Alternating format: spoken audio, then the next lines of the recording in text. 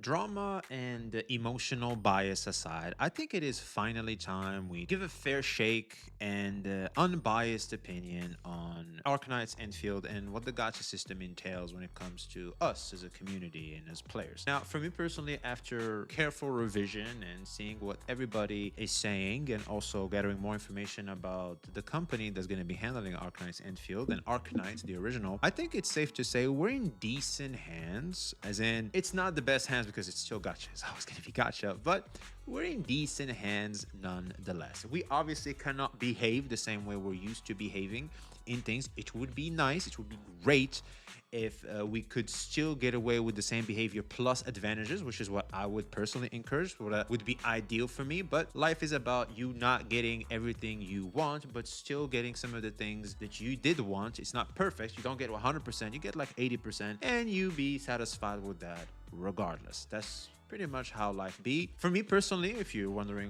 where I stand when it comes to Arknights Endfield, because a lot of people just come in, dislike, bomb my stuff because of the people involved in the conversation, unfortunately. But for the people that are interested in knowing what I think about the Arknights Endfield, I would suggest you guys view the Arknights Endfield in what lens. It's as simple as it's a new video game. It's free. We're gonna have a whole bunch of free resources at the start, which means we will have plenty where we can still have fun and have everything that is required for us to navigate and play the game in the best way possible. You even get a free healer with their SIG right off the bat. Like, we have enough for us to have a good freaking time with Arknights, and also it allows us to discover Arknights, the Arknights universe. We get to interact with the Arknights community, which some people say they're bad.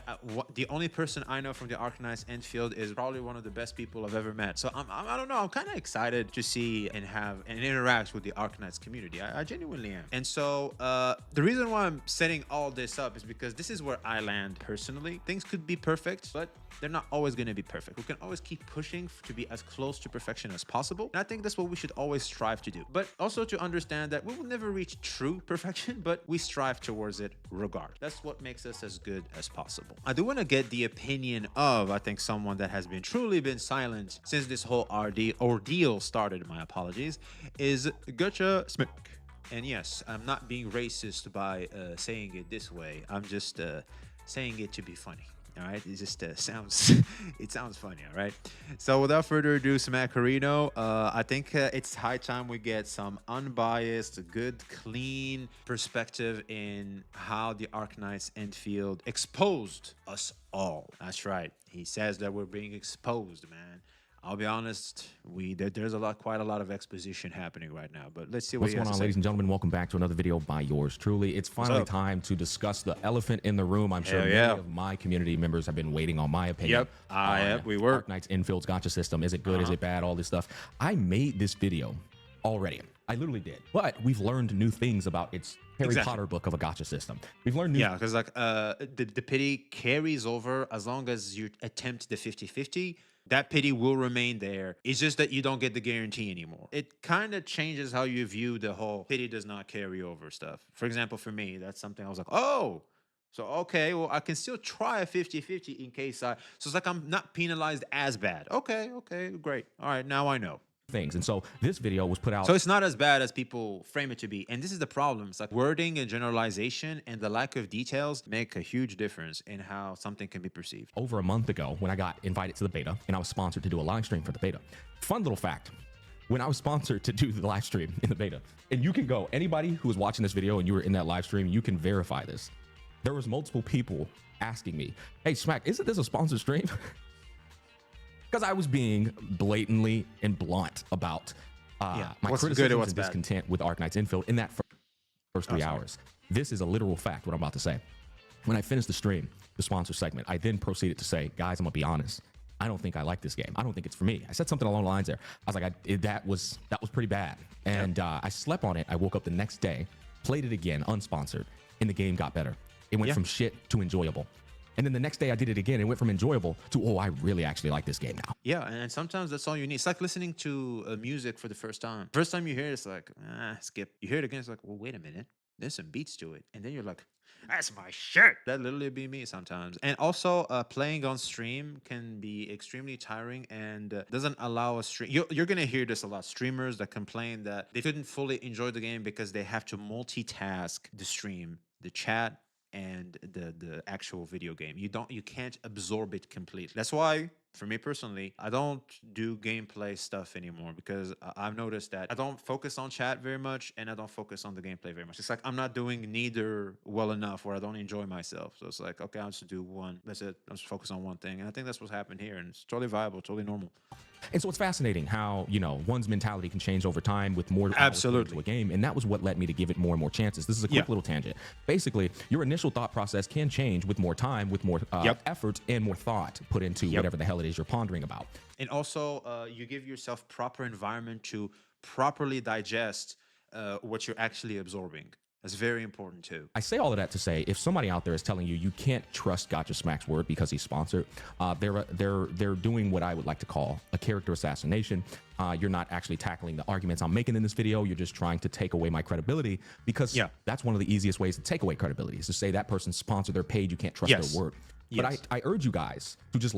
And sometimes they have to do that because that's kind of what the contract entails. For example, Withering Waves doesn't say you cannot criticize. You cannot say that we're shit, but you can still criticize details. Like, that's totally fine. That's a good thing. So, and if the Arknights Endfield contract is the same, then it doesn't matter. Yeah, if it's like woo, then it doesn't matter. Like, the fact that someone is saying this or that doesn't matter. So, like, for anybody that's gonna call people grifters because they happen to be sponsored, like, you don't know the full details of the contract. So until we know 100% they're critical, then it means no. And Smack obviously is proving it to us right now that even in a sponsor stream where they had their people watching his ass, he still criticized it, which tells me it's very similar to the WUA contract where you can criticize. You can't call the game shit. You can't just make it the worst thing possible, but you can still criticize the game. And obviously this is what's happening. So which means for all the grifting stuff, like I said, like it's okay if you want to position yourself where you would profiteer off a video game success, and you want to get sponsored, you want to get some bag, or you got the bag, and that's why you're singing and praising the game. But as long as you're not being insincere, which I think a lot of the CCs that did this, Pokey, all that included, they weren't really insincere. It's just they do the same old dumb drama bait bullshit. I think it's totally fine. I think the only one that flew off the handle was Saint Tontas. And it's like, bro, calm down. It's not that serious. It's not that serious. Like, we still want to enjoy this. The system on closer observation isn't as bad as we're being led on. This a bit of misinformation, or rather lack of information, a lack of clarity in exactly how it works. Because that shit's a damn messy. I'll be honest. The lack of understanding is totally the dev's fault. The dev are at fault because they made it way too complicated for someone like me that's just when I casually enjoy these games to understand. Like, I gotta actually sit down, read the comments, and have people in the comments explain to me, yo, grandpa, like, no, this is not, no, pity does carry over. It's just that it's gonna be the 50-50. It's like you don't lose it completely. Oh, okay, so it's technically like the other games. Because if that's the case, and I'm already on a 50-50 anyway, the only difference is gonna be if I already lost a 50-50 in my account and I'm gonna have a guaranteed, I just technically lose that. That's like the only difference, which is a very rare scenario in my gacha tenure. So technically, that's a non-issue. The pity carryover is a non-issue. Technically. When you take into consideration the fact that you pattern recognize and you're being smart in when you want to throw those early attempts to get an early. Let's talk what I said, like, kind of like went in a little voodoo tangent, but I still stand by that. It's a thing. It's a thing. I know people are not going to believe me, but for the OGs that know what's up, you know what's up. Listen to the mere reasoning that I am making when I'm talking about this game's gacha system today. It has nothing to do with sponsorships. In fact, if you look at this video, this was published after I was sponsored, which means, by definition through these guys, if I am trying to get more sponsors, you should be able to go to my channel, search for the video since I've played the beta, and you should see a lot of Arknights Endfield glazing. You should see nothing but Slorp Glorp and Arknights Endfield, right? But that's nowhere to be found. The only video I've made since the beta was this, and this was me critiquing the hell out of its gacha system. I know that was a long-winded intro, but I say this to basically preface this video as that has nothing to do with what I'm about to tell you in this video. What I'm about to tell you in this video is my own opinions, sincerity, and all. And I'm going to be sponsored when Arknights Endfield launches. I got 3 live streams and 2 videos. None of that has anything to do with what I feel about the game. It doesn't. Inside of the sponsor, of course, sure, you could say that. So that's a huge Arknight Endfield W, by the way.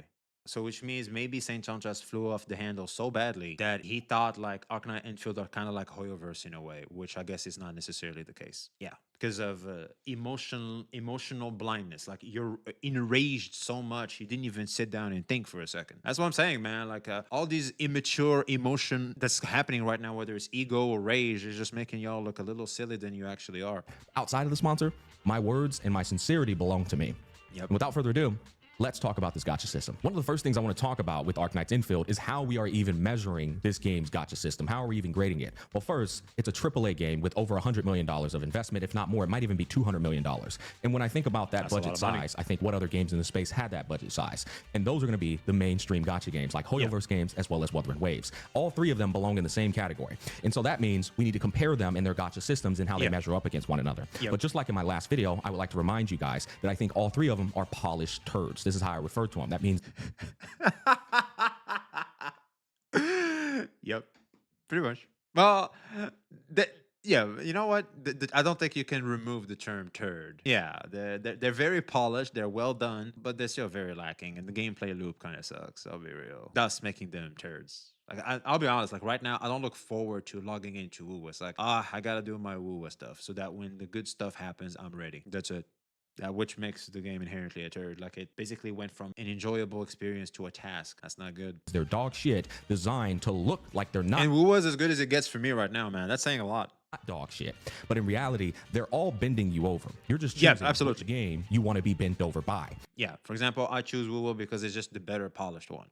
That's it. But I'm still getting spanked. Absolutely. These monetary incentives are egregiously bad, and they're designed to maximize a profit and prey on gacha gambling addicts. That's a fact. You can argue with the wall about that respectfully. Now, that said, one of my biggest problems, how we're going to break this down actually, is main problems with Arknights Endfield Gacha in comparison to those games. And then what I like about its gacha in comparison to those games. Let's get into it. Intentionally convoluted and confusing. Its gacha system has, bar none, been the most convoluted and confusing gacha system I have ever seen in the mainstream gacha space. It's like reading a Harry Potter novel. And my problem with this is right here. The rating for the game is 12 years old and up. I have no sympathy for adults who can't read. I don't. If you can't read and you're an adult, fully mentally matured, you're a moron. No sympathy for you. No, well, most players don't want to read. I'm not reading that shit. Sure, no sympathy for me, but still, that's like it shouldn't be that complicated. It should be simple to understand. It's like if I ask someone about it, they should simplify it for me that easily. Like it should be that quick. Okay, so for example, I'm gonna explain the Hoyo one. If you reach 70, they give you a pity, like you're basically gonna get a golden. However, there's a coin toss there. If you lose the coin toss, if you go to pity again, this time you're guaranteed. It's over. Explanation over. That's all you need to know. That is all you need. You could get an early if you're lucky. The weapon banner, same shit. Oh, except for fucking, what's it called? Genshin, the Hoyo ones, which, it's 75-25 for why, we don't know. And Woo, that shit, 100% guaranteed. Like, you can just get it. If you see gold, you got it. That's it. It's the same shit that I just explained to you, minus the 50-50 part. That's it. Simple. This, because of the resources and the 120 and, but if you're 12 to like the 19-year-old range where you're still trying to find that same rationality and shouts out to Smack for actually taking into consideration the fact that the Neo 18 to 19 to even I'd say to up to 25 are not fully mature adults. Typically, like you still have a lot of work to do.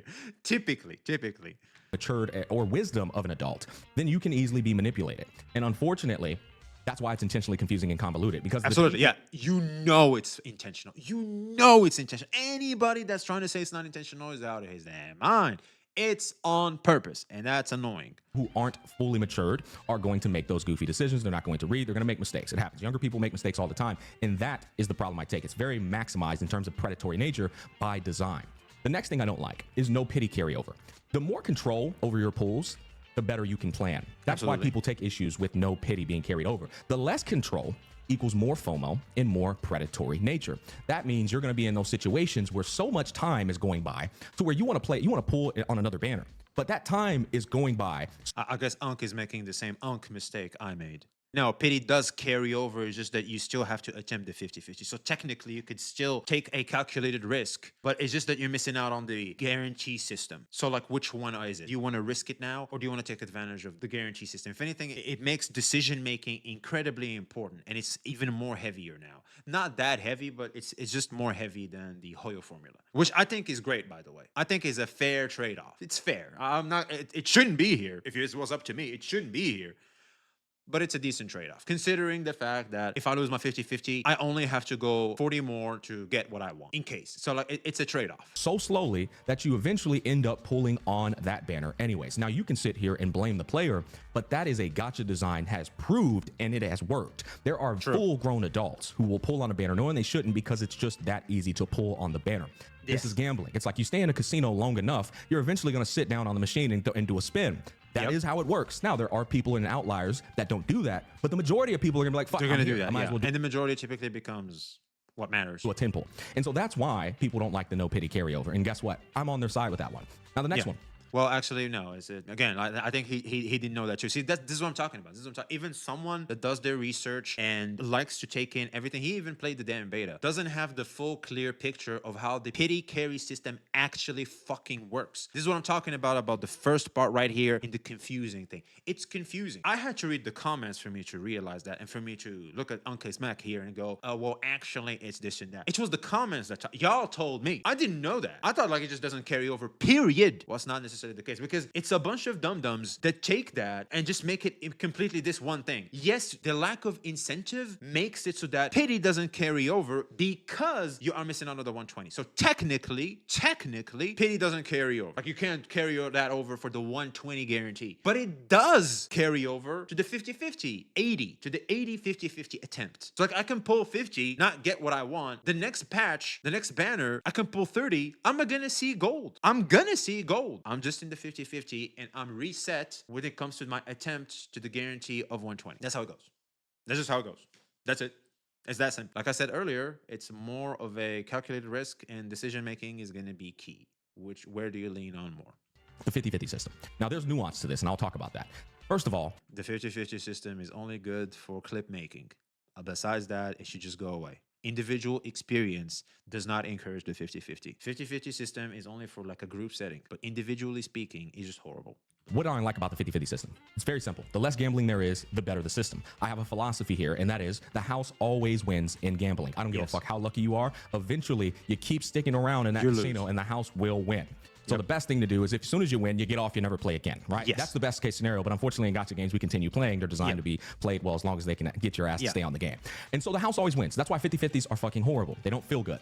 But here's the thing. The nuance is Arknights Endfield system, its gacha system, it is entirely designed around the 50-50. Its whole goddamn gacha system designed around the 50-50. They made it a lesser evil when it comes to that particular system. It's not as bad as the others, but it still sucks. What I mean by that is its 50-50 system is inherently better than Wuthering Waves and Hoyoverse games. Because if you lose the 50-50, there is a chance for you to lose it and it actually ends up being better than if you won it. I'll explain that later. True. Because it could be a premium unit that you missed. And that's key. We need that in the Hoyo formula right now. I'm just waiting for Arknights Endfield to come out. You already know. I'm about to turn to Wuthering Waves like, I'm sorry to inform you so long, but there's some shit we gotta speak about. With all that said, though, that's pretty much all I don't like about the game's gacha system. Pretty much it. There's one burning question we do need to be mindful of. In fact, I think I made a whole page about this. We're gonna take a quick break. These are important questions. Banner scheduling, resource acquisition for pulls per patch, power creep aggression, free-to-play options and their value, and your purchasing power, okay? I was looking at this and I was thinking in WUWA, 145 pulls, which is typically the average player's luck, they go up to about 65 and they hit pity, and then they get their character and it's a 50-50 loss, then they have to go up to the pity again, 65. Does that make sense? And for some people, it's about 70, right? So it just depends, but 145 times 2 is 290 pulls. This means if you lose two 50-50s back to back, you had to do 290 pulls to get both those characters, and when you have both those characters, you still don't have a signature weapon. By probability, a lot of those players were going to get eliminated because you have to proc an early. I would say like around 20 to 30% of them, which isn't, I guess, that big, but there will be those that get earlies due to it's 290 pulls. Chances of people procking earlies here is going to be extremely big, considering. Because in both WUWA and Hoyo games, your pulls can't be equated to conversion for a weapon banner purchase. Now, you might be thinking of that remaining leftover that you get as a little leftover resource. Most people who are budget players are just converting that into more pools. Yeah, right here. They don't want to spend money in the store. I want to get Luke and Amyth. I would love to get Augusta's S1 and Mornier's S1. I can't do that. I know I can't do that. I can't do that. Like I don't want to spend money on these games. I don't want to. I could. I choose not to. And so they convert that into more pools to try and secure the character. So that can't be applied either. But the reason I bring this up is because these are questions that also factor in to which game is actually going to end up being the more player-friendly concept. In terms of gacha. Unfortunately, the resource acquisition for pools per patch, it's in a vacuum. Some Reddit thread might have it, but I personally just like to find out for myself to really feel how much resources we're getting. And I'm gonna be real with you. In the first month, it's still gonna be a gray area because they're very generous in those first launch incentive pool resources. Does that make sense? Also, something to take into consideration is how easy to obtain those gacha resources. I think it's key. See, here's the thing. In Genshin, for example, they say, oh, you have to do all this exploring to get these resources. I don't know about you, but there's a good chance I'm not going to do that. Those don't count for me. When it comes to the daily rotation, and only in the days of, I feel like after months probably, when I feel like exploring, like the tough, the hidden spots, like I have to sweat and try hard exploring, will I benefit off that? Other than that, no. I think Wuwa did a decent job with exploring, where they have these little icons. Go there, find 5 chests, clear, check. Go there, find this thing, check. Go there, race, do a race, you get this. That's good. But besides those, I typically don't find the rest. I don't find the rest, but I can see there's a rest because I 100% a map and I still find chests and stuff like that. So that's pretty telling that they also understand that for players like me, they tell you exactly where to go to profit off extra resources via exploring. However, they still reward the curious players that still go out there, walk around and find something for extra resources. But I don't think it's that much, because if it was, they would have probably let it for everybody, and they want you to always get these free currencies because it's more incentive for you to roll. The more you roll, the more conditioned you are into rolling, the more you are maybe gonna one day want to exchange your money for more rolling because it's a habit of yours now. Since you really don't know what you're getting until about 2 to 3 months into the game, where you start to see them laying out those live streams and saying, yeah, exactly. And that's the thing. People are gonna play Arknights Endfield right now. 2-3 months down the line is the crossroad. But I think right now, Arknights Endfield is gonna be a banger game. For the next 2-3 months, banger game. We reach the 3-month crossroad, we're gonna have a decision to make. Everybody's going to look at their accounts, and we're going to have to make a decision. And we're going to have to look at how the game is going about power creeping, power balancing, all that good stuff. Resource management, how it works, we'll see. Until then, I think we're eating good, boys. We really are. Oh, and girls, sorry. These are the events, this is what we're giving out, so on and so forth. But we don't know this question, right? And this is a very important question. Yeah, we do know the banner scheduling. Absolutely. And that's why I think people are dooming. We're dooming because we're lacking information. And that information is key in how we should perceive this. Like, this is why I think people are just dooming so hard. Like, people just want to be angry for the sake of being angry because it gets the validation on the internet. I already said that, but anyway, for the new buys, that's scheduling goes in alignment with their 50-50 system and how it's beneficial to how they structure it. Once again, this will make sense in a point, because most people think, oh, it's a lesser, you have less time to acquire that limited character. That means bad. Oh, sorry, my bad. But you're looking at one small part of the picture known as the gacha picture. When you analyze the whole picture, you understand why it's a less banner scheduling. At the end of the day, it's all gacha garbage, but these details do make a difference when you compare them to their peers. Yes. Power creep progression. We don't know that answer. We don't know how fast it's going to happen, right? Power creep. There it is. There it is. Here we go. Progression in HSR was one of the most egregious things I ever saw.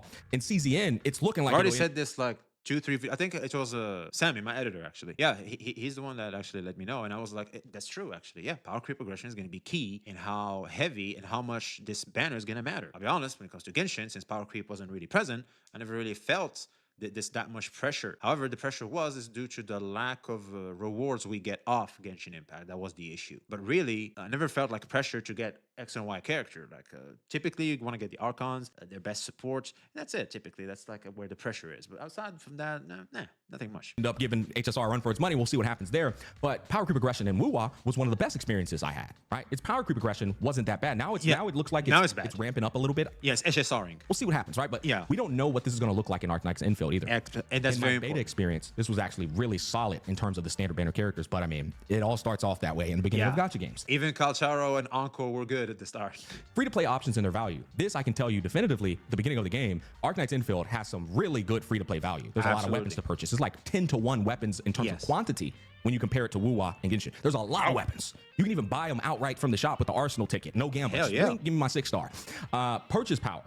I've heard, and this is kind of in a vacuum too, I guess we'll see when it comes out. People say China already has their prices out. They've done the comparison. I've heard that the purchase power is stronger in Arknights because 120 pity is lower than the pity of Wuwa and Genshin, correct? Well, if they're giving you 50 pulls for a $100 purchase, just like Wuwa does for its $100, but their pity is lower, this is objectively better purchasing power. So for a spender, spend $100, I got 50 pulls. 120 is the pity. That means I only need 70. In Wuwa, spend $50, I get 100 pulls, but I have 40 more pulls to make on top of the 70. I think here's the thing: $100 for 50 pulls should never be in the same sentence. They shouldn't. Like, I'm sorry, no, that's too much money. That's too much fucking money for 50. $100. If I spend $100 on a video game, for the microtransaction of a video game, I should not only get the character, I should be getting my dick sucked as I get the character, is what should be happening. You're out of your goddamn mind if you think I'm going to be spending 100 doubloons for just 50. Like, I don't even get the complete package. You're out of your goddamn mind. Even 50 is crazy. In Warframe, you get the entire character and their weapon for $50. That's still a lot of money for me. I'll be honest, that's still a lot of money for me. Considering how bad this is, it looks like a lesser evil that's you can tolerate. That's why people just gamba. You just gamba. You see what I mean? So that's literally objectively better purchase power. All of these are good things to keep in mind as we're going through it. Some of the answers we don't know yet, so it's hard to kind of like measure, but it is worth keeping in consideration. So let's go back to what the reason why, if anybody's wondering why is this a thing, like why, how are they getting away with it? The reason why this is happening is simple. Since you already have sunk cost fallacy, and also you have a bunch of free resources, technically they help you. It's like they give you free resources. So like you're not coming in there with zero. Like say for example, they gave you 20 free pulls. You use $100. That's 50 more pulls. That's 70 pulls. That's why it even itself out due to the free shit they give you. That's why the price is so goddamn high. But I don't give a fuck. That shit's too goddamn money. That's too much money, man. I don't know. No, sir. Do I like about its gacha system? That's important. The weapon banner system. I've heard mixed bag like takes on this, but I feel we can give a very good take on it. The only problem with the weapon system is the goddamn resources that are confusing. There's too many goddamn resources. Besides that, I think it's great. It's like there's a 50-50 and 20 and a guarantee at 40. That's pretty good. It doesn't share pull resources with limited characters. Yeah, that's annoying. That's what I like about it. What the fuck? In comparison to its peers, right? If you just ask me, period, I say, motherfucker, we should be grinding these weapons for free. But in comparison to its peers, the polished turds, not sharing pull resources with the limited character banner means more limited character resources to pull on the limited character banner. Depends on how they balance it. Yeah, sure. Can grind Arsenal tickets weekly for free and save up. This is a fact. There's people out there saying, oh, you can only get them if you pull on the banners. This is not true.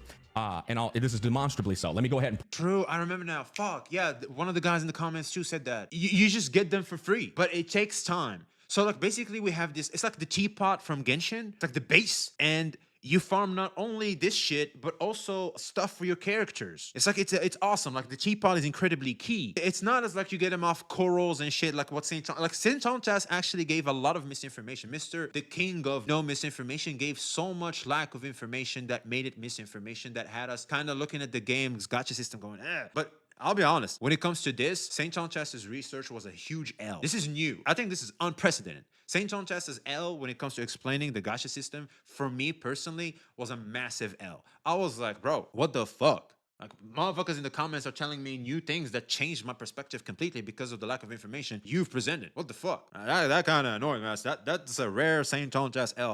I'll low key, like, high key. That shit was a huge L, man. Pull up this, and we come over here to Arknights Endfield, and you go over here to weekly routine. A permanent weekly routine screen has been added to the event calendar center. Turn that shit off. Okay. Turn that shit off. All right. Anyways, a new weekly routine. Okay. So you're going to be able to do weekly grind. That's going to net you ore barrels, which is your weekly pull resource or your pull resource, and then arsenal ticket. So you can acquire these outside of pulling on characters. Okay. Now, of course, it's going to be a finite amount, but the fact that you can still grind it bi-weekly, every week, not bi-weekly, you can eventually save up and get a character completely for free on top of pulling on characters. This on weapon banner, he means weapons. I think he just mistaken there. The real question is going to be how long does it take if I get them for free? It's going to be an important question. Can I get a weapon per month? per patch. Which one is it? It's going to be key. Is, when you compare it to the other games, better. Because you're not True. sharing the resources with the characters, and you can grind that shit for free. It depends on how they balance it. Like, I know in a vacuum, like, all due respect to Smack, but we got to still see how they balance it. If it's lackluster still, it doesn't really matter. But we'll see. If it's generous enough, great. I'm with them 100%. That would be awesome, better than the Hoyo formula. Now, one thing that comes to mind is you can buy 7 pulls out of Woo-Wah shop and save that shit. Why the fuck is it 7 is beyond me? Make that bitch a 10. Oh, we did some math and we projected yearly. We make you spend this much to make it a 10 pull. So it's more beneficial for us to give you the number 7. Math is math. Fuck you and your math. Round numbers, bitch. Don't you know the consumers like fucking round numbers? Dum-dum. For X amount of time. But those 7 pulls aren't a lot of pulls when you have 80 fucking pulls to make, are they? No, they're not. And if you decide to pull on the weapon banner in Woo-Wah, you fuck yourself over in the future when you want to pull on the next character. Shakona and Kartethia, you pull Shakona early, get her win the 50-50, so then you pull Shakona's weapon. Well, now when Kartethia comes up, you wasted your weapon, your Kartethia on getting the weapon for Shakona. So you still got a shortage there, and you still end up getting bent over and spending money on the Kartethia banner, especially if you lose the 50-50. You see what I mean? Sharing that resource fucking sucks balls. That's in a vacuum, if they manage to balance them completely 100%. I know I'm repeating myself here, but I think it's very important to remember. The balancing of these two is going to be key for Smack's point to be completely valid. And if it is, I would love for it to be like, please make it good. Garbage, that's polished turd territory. So when we come back to this, it's actually better in comparison to not share the resource and even have an external resource to acquire Arsenal tickets. That's how I view that. The 50-50 system is better than Hoyo and Kudo because you can lose a 50-50 to another limited character. Man, when I fucking heard that, I was like, whoa, wait a minute. Holy shit. This is massive. You have a 28.6% chance for that 50-50 to land on the other 2 charted characters. Yep. Now, which means you can lose the 50-50, get the future character that you were planning to get anyway, move to guarantee, and get the character you were pulling for anyway. Boom! Boom! That's so clean, man. But you still got a sack.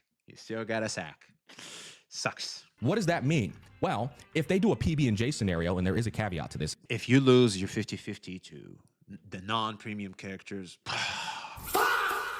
is what I would say. And I'll talk about that. If Arknights Endfield does the PB&J scenario, which is very prevalent and popular in both HSR and Wuthering Waves, where they line the 2 best synergistic characters right up to one another, forcing you to feel like you need to pull on them back to back, and if you skip the character. That's what they're doing right now in HSR and Woo. It's so crazy. Then the next time they get reran, they get done in another PB&J scenario with an even better character. You see what I mean? It gets fucking garbage and slimy, polished turd territory. But in Arknights Endfield, if there's a PB&J scenario, you can actually get the best outcome by losing a 50-50. Because if you win the 50-50, well, then you have to pull again when their character pops up. You see what I'm saying? So you win the 50-50, you get Shakona in Arknights Endfield. You want to lose it, actually. Pops up, Kartethia. You lose the 50-50, you have to go full pity, you get the Kartethia. You've now spent way more resources and possibly money by winning the 50-50 for Shakona. Whereas in Arknights Endfield, once again, you lose the 50-50, but you get save Kartethia for the loss. Yeah. Now you go to 120 and you get Shakona. You've just got 2 limited characters in 120 pulls. Boom. This is, once again, shitting on a 50-50 system. Absolutely, 100%. Genshin Impact. 100%. Final thing is, 120 pulls in Arknights Endfield gives you enough resources to hit 40 pulls on the weapon banner because it converts into Arsenal tickets as you do pulls on top of the other shit that converts into limited pulls. So you take those Arsenal tickets now, put them in the banner, 25% chance at 40 pity to get a limited character, but you're guaranteed at bare minimum to get a 6-star weapon. That means you got Shakona, Kartethia, and a 6-star weapon. In Woo-Wah, if you lose that 50-50, there is no chance, and in Hoyo, there is zero chance for you to get a limited banner character. There is guaranteed chance that you get somebody like Ling Yang. No, and the further that game goes on, the more that shit feels like ass. It is terrible. It is terrible. Like, holy shit. What HSR's solution to this was they added the first ever fucking characters they've ever made limited. They put them in the standard banner, and now you can choose which character you lose the 50-50 to. Like, you pick a roster of 6 characters, and you can lose it to one of them. That's the most cope shit I've ever seen. Because you keep getting characters who are getting down and lower in value. Yeah, it's just literally a loss of resources.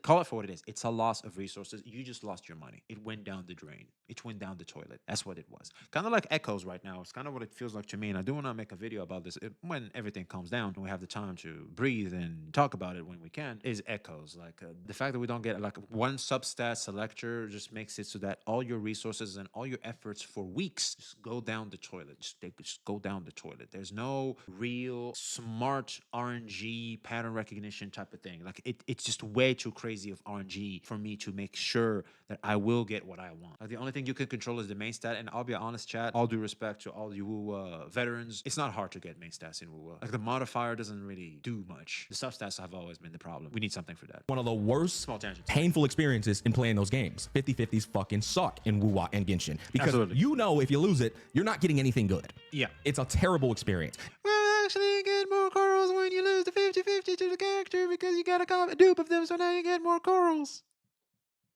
Sure. And so there's trade-offs here.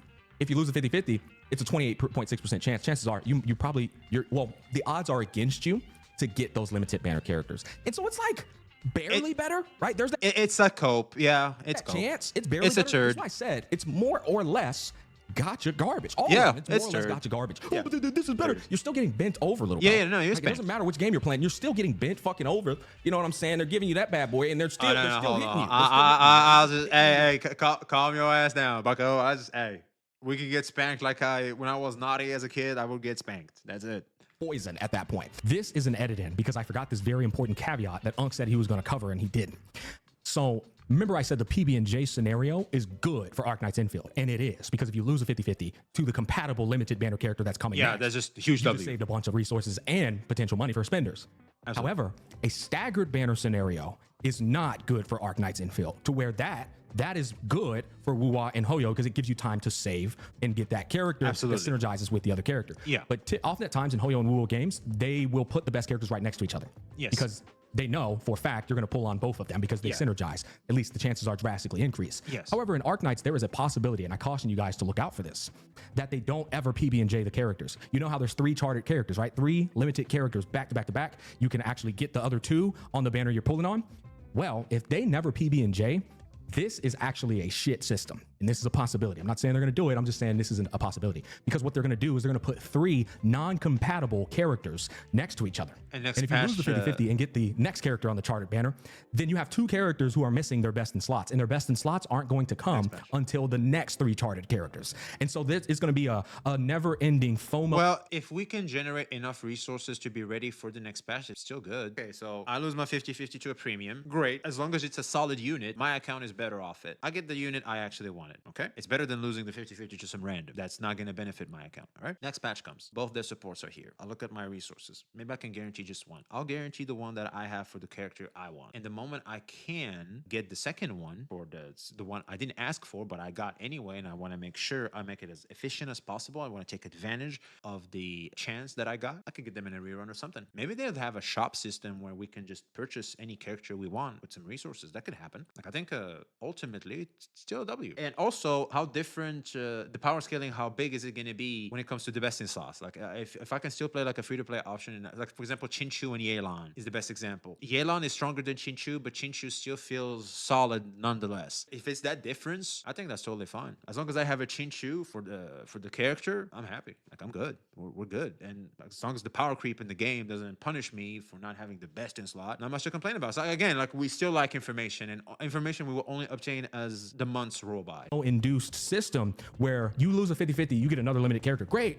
But I don't have their partner, which means you're going to be perpetuated to constantly have to pull to get the partners and stuff. Yeah. I just wanted to throw that out because I said I wanted to be as fair and impartial as I can about both systems. Absolutely. As I said before, pros Which and again cons. could be countered by what I just said. The only way for us to know is for time to do its thing and let us see what's going to be.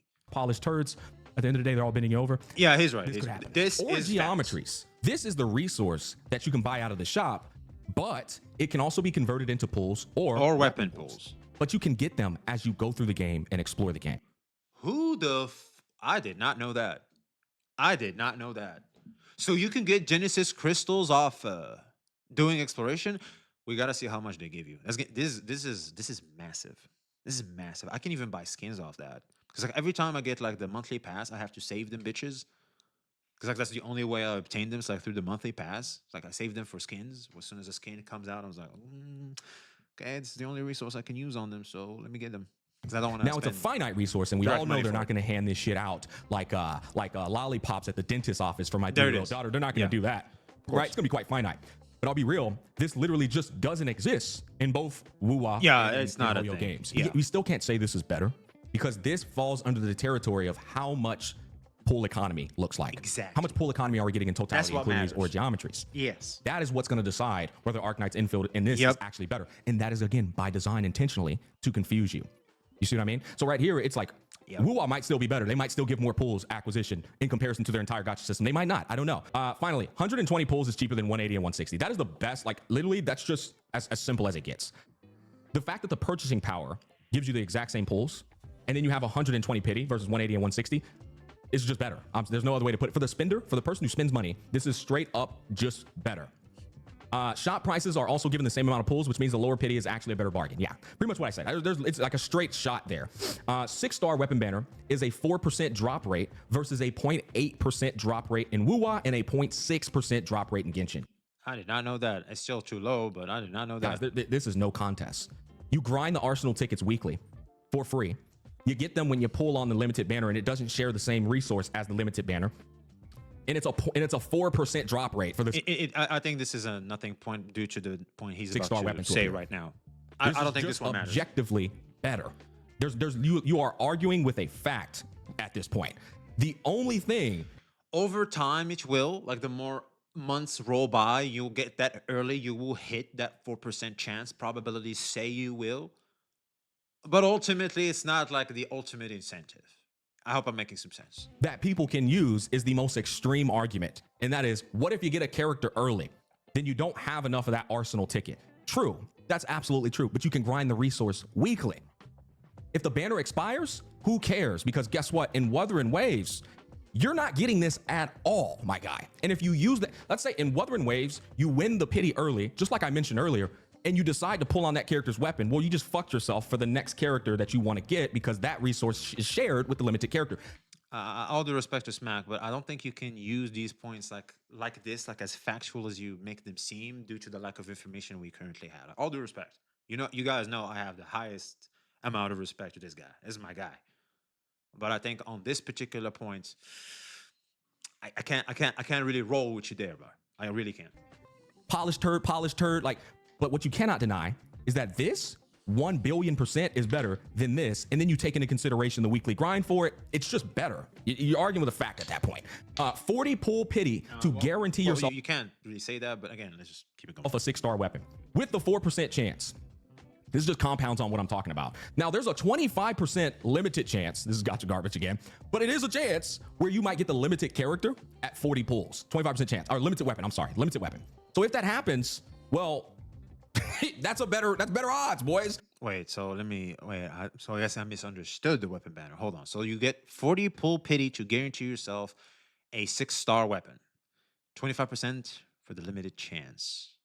So it's not 70. So it's the reverse 75-25. Because from what I know, in SSR, you have 75% chance to get what you want and 25% to not get what you want. So this is the opposite due to how little it is because it's 40. So a soft pity triggers at 40. Or is it like in the number 40 where it will turn gold and, well, good luck to you? I guess that kind of matters, but not really. And when you reach 80, to guarantee the limited weapon. So technically it's like, ooh, but you have this added bonus of you never know. Okay, sure. You're in the casino and you're looking at the table that has the better odds. Yeah, there it is. Yeah, and this one is clearly a better system. For example, than the Wuwa weapon banner, this is obviously better, hands down. End of the day, 80 pull pity to guarantee the limited weapon. Same as Wuwa. But on the way to that 80 pity, 4% versus 0.8%. 8%. Yeah. Okay. Now I see why he made that point. Okay, now I see it. My bad, G. So since it's 80, because I thought it's just 40 to get the guarantee. I'll be honest with you. I just thought it was 40. So this is what I was saying, like the misinformation, man. Like it's so confusing. Okay, so as I'm heading to 80, I have a 4% fucking chance for it to turn into a 6-star. That's pretty good. That is pretty good. You just gotta share the resource or spend that money. Quick little fun fact here. I had to spend $200 to secure my Mornier. Yeah. Yeah, there it is. Yeah, he talked about it. I used him as an example in a previous video. I lost my 50-50. Spent $100 to even lose the 50-50 because I had already There it is. won my 50-50 against Lene. Won my 50-50 against Lene. Spent $100 to even have enough to do a 50-50 against Mornier. Lost it. Had to spend another $100 just to secure the Mornier. Yep. And what do I have left over to show for that? Nothing. Fuck all. I have a signatureless Mornier. I have a maidenless Mornier. Yep. $200 gone in the drain. In Arknights Endfield, I'll probably spend $200 and I'll have the character and potentially a limited character on top of that, right? There's a chance. Oh, Gamba. And then I'll be able to buy a 6-star weapon out of the shop with the leftover Arsenal tickets that I did during the pulls. Better scenario, to be honest. It is a better scenario. But you still spent $200 on both games. Thank you. You still got bent over in both games. Yep. The moral of the story here, guys, is don't defend we're all this shit. fucking hypocrites playing gacha games. No, like, don't defend this shit. Just be like, look, man, it is what it is. Oh, look, that's a good video, man. You know what? I'd wanna watch that. Yeah, the Arknights Endfield drama got worse. I don't know.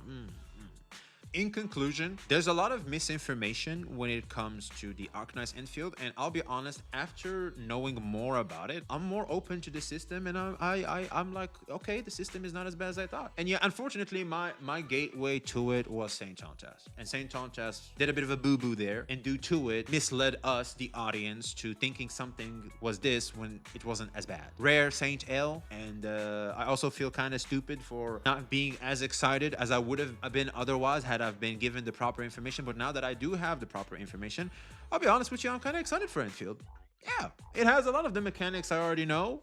I know how to navigate them. It's gonna take some learning, but after I do, I can add it to my rotation and have fun. And if the gacha system becomes a problem due to the guarantees and stuff, sure, I might drop it like a hot potato. But I did fine with Wuwa. I think I'll be fine here too. Yeah, that's right. I just have to be certain I pick my targets, because they release a lot of characters. That's a lot of characters coming in hot. 3 characters per patch is crazy. I hope it's not 3. I hope they go back to 2. 3 is crazy work. So you just can't get every character. We just have to be smarter, and RNG risk taking is gonna be a big of a decision than it is, for example, in the Hoyo formula, and that's fine. That's fine. Like if you're like, nah, I'd win type of guy in your 50-50s, that's not as bad. It still sucks. It would have been nice to not be a thing. Like you could still go to 120 with the pity that from the previous banner to be counted on it. It would have been nice, but a little bit of a penalty there. Unfortunately, like he said, we still got to be bent over somehow. So yeah, like, comment, subscribe. Let me know what your thoughts are in the comments below, and be seeing you.